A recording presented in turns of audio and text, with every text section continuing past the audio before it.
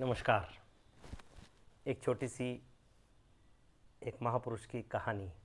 एक व्यक्ति था, वह अपने जीवन में 21 साल की उम्र में उसने व्यापार शुरू किया और व्यापार में बड़ा घाटा खाया, बड़ा असफल हुआ। उसके बाद उसने नौकरी की।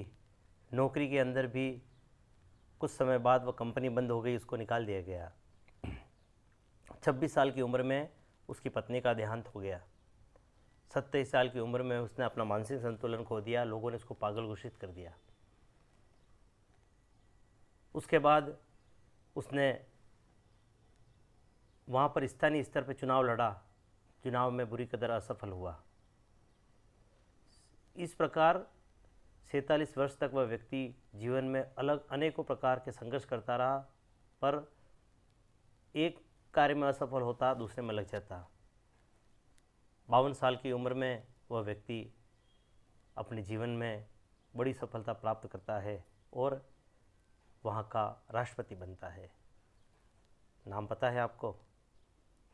अमेरिका का राष्ट्रपति अब्राहम लिंकन, जिन्होंने अमेरिका में दास प्रथा को ख़त्म किया था। व्यक्ति का व्यक्तित्व उसके संघर्ष से बनता है।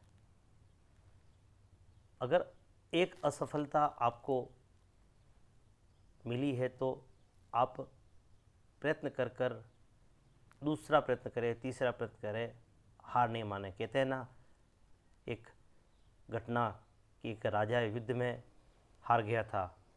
युद्ध में हार कर वहाँ से पलायन करके गुफा में बैठा हुआ था।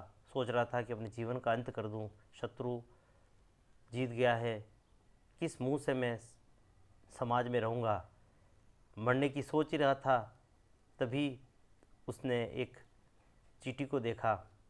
वह चींटी एक अपने खाने के लिए कुछ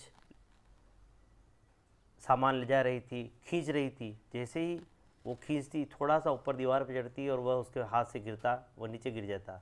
वापस जाती, उसके चंगुल मुंह से पकड़ कर लाती, धीरे धीरे वापस ऊपर जाती, ऊपर जाती, पुनः वो गिरता, वापस जाती, लेकर आती। वो बैठा बैठा देख रहा था कि लगभग उस चींटी ने 25-20 प्रयत्न किए होंगे। 20-25 प्रयत्न के बाद अंत में वो चींटी अपने जो बिल था, उस बिल तक, दीवार के अंदर एक छेद था, वहाँ तक पहुँची और अपने जो खाने का सामान को लेकर चली गई।